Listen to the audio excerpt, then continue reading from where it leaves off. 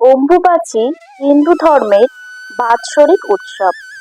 লোকবিশ্বাস অনুসারে আষাঢ় মাসের ৭ তারিখে মৃগশিরা নক্ষত্রের ৩টি পদ শেষ হলে পৃথিবী বা ধরিত্রী মা রজস্বলা হন। এই সময়টিকে অম্বুবাচী পালন করা হয়। বাংলা প্রবাদে রয়েছে, কিসের বার কিসের তিথি, আষাঢ় মাসের ৭ তারিখ অম্বুবাচী। এই দিন থেকেই হয় অম্বুবাচী শুরু। জ্যোতিষ শাস্ত্রে বলা হয়েছে, সূর্য যে বারে যে সময়ে মিথুন রাশিতে গমন করেন তার পরবর্তী সেই বারে সেই কালেই অম্বুবাচী হয়, অর্থাৎ পৃথিবী এই সময় ঋতুবতী হন। নমস্কার বন্ধুরা, কেমন আছেন আপনারা সবাই? আশা করছি সবাই খুব খুব খুব ভালো আছেন। আমিও কিন্তু খুব ভালো আছি। আমি জয়িতা রূপের কীর্তিতে আপনাদের আরও একবার স্বাগত জানাই। অম্বুবাচীর নিয়ম। অম্বুবাচী 3 দিন মঠ ও মন্দিরে প্রবেশদ্বার বন্ধ থাকে। অম্বুবাচীতে কোনো ধরনের মাঙ্গলিক কাজ করা যায় না। চতুর্থ দিন থেকে মাঙ্গলিক কাজে কোনো বাধা নেই। এই সময় হাল ধরা, গৃহপ্রবেশ, বিবাহ ইত্যাদি শুভ কাজ করা নিষিদ্ধ থাকে। এই সময় গ্রাম বাংলায় চাষবাসের কাজ বন্ধ থাকে। এই অনুষ্ঠান উপলক্ষে পিঠা পায়েস বানানোর রীতি রয়েছে। এই অনুষ্ঠানে বিধবা মহিলারা 3 দিন ধরে ব্রত রাখেন। অম্বুবাচীর আগের দিন রান্না করা খাবার তারা 3 দিন ধরে খান অথবা শুকনো খাবার খান, কারণ মনে করা হয় এই 3 দিন ধরিত্রী অপবিত্র থাকে।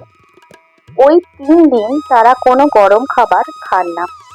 এই 3 দিন কামরূপ কামাখ্যায় পুজো হয়। সমস্ত দেবী মন্দির বন্ধ থাকে, তাই তারা ফলমূল খেয়ে দিন কাটান। এছাড়া এ সময় জামা কাপড় কাচা, চুলের শ্যাম্পু করা, নখ কাটার মতো কাজ থেকেও তারা বিরত থাকে। কামরূপ কামাখ্যার মন্দিরের গর্ভগৃহ থেকে লাল রঙের তরল বের হয় এই সময়। ভক্তরা বলে থাকেন, মা কামাখ্যা এই সময় রজস্বলা হন। 2026 সালের অম্বুবাচী শুরু হচ্ছে 22শে জুন 7ই আষাঢ় থেকে 26শে জুন 11ই আষাঢ় পর্যন্ত। গুয়াহাটির কামাখ্যা মন্দিরে অম্বুবাচীর সময় মন্দির বন্ধ হবে 22শে জুন আনুমানিক সকাল 8টা বেজে 43 মিনিটে এবং মন্দিরের দরজা পুনরায় খুলে যাবে 25শে জুন আনুমানিক সকাল 8টা বেজে 44 মিনিটে। 26শে জুন সকালে মন্দিরের প্রধান দরজা জনসাধারণের জন্য খুলে দেওয়া হবে। অম্বুবাচীর সময়ও তারাপীঠ মন্দিরের দ্বার খোলা থাকে এবং মা তারার নিত্য পুজো ও ভোগ ও আরতি যথারীতি চলে।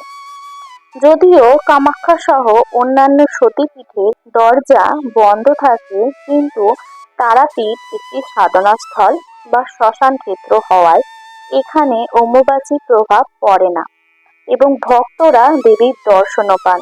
অম্বুবাচীর 3 দিন তারাপীঠ মন্দিরের গর্ভগৃহে দরজা খোলা থাকে। বছরের অন্যান্য দিনের মতো দেবীর পুজো ও ভোগ নিবেদনও করা হয়। শাস্ত্র মতে তারাপীঠ সতীপীঠ নয়, এটি বামাখ্যাপার সাধন ক্ষেত্র হওয়ায় এখানে অম্বুবাচীর কোনো বিধিনিষেধ মানা হয় না। ধর্মীয় বিশ্বাস অনুসারে প্রকৃতির উর্বরতার প্রতীক হিসেবে এই সময় রজস্বলা হন দেবী। তাই অম্বুবাচী চলাকালীন মাটিতে কোনো রকম কোপ দেওয়া যাবে না। ফলে বন্ধ রাখা হয় বীজ রোপণ ও চাষের কাজ। কোনো গাছ কাটাও যাবে না। এই সময় কোনো দেবীর পুজো করা উচিত নয়। মা দুর্গা ও মা কালী থেকে শুরু করে মা বিপত্তারিণী দেবী রূপে সমস্ত মূর্তি ও ছবি লাল কাপড় দিয়ে ঢেকে রাখতে হয়।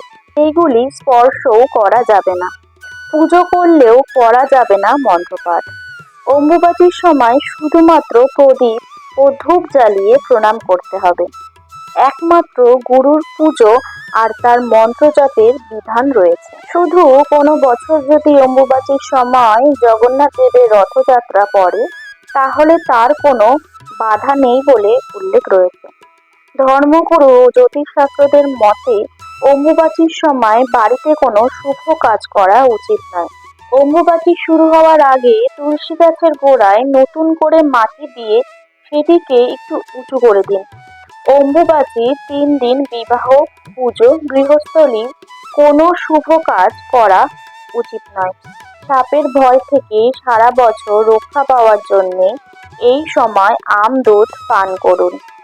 এই সময় চাষ, বাড়ি বা জমি কেনা বেচা সাপকে আঘাত করা থেকে এড়িয়ে চলুন। প্রয়োজন না হলে ভ্রমণ এড়িয়ে চলার পরামর্শ দিচ্ছেন জ্যোতিষীরা। অম্বুবাচীর সময় কামাখ্যা মন্দিরের কাছে ব্রহ্মপুত্র নদী 3 দিনের জন্য লাল হয়ে যায়। অম্বুবাচীর মেলা হলো দেবী কামাখ্যার বার্ষিক ঋতুস্রাবের উৎসব। অম্বুবাচীর 3 দিন চুলে শ্যাম্পু করা, নখ কাটা ও চুল কাটার মতো কাজ থেকে বিরত থাকুন।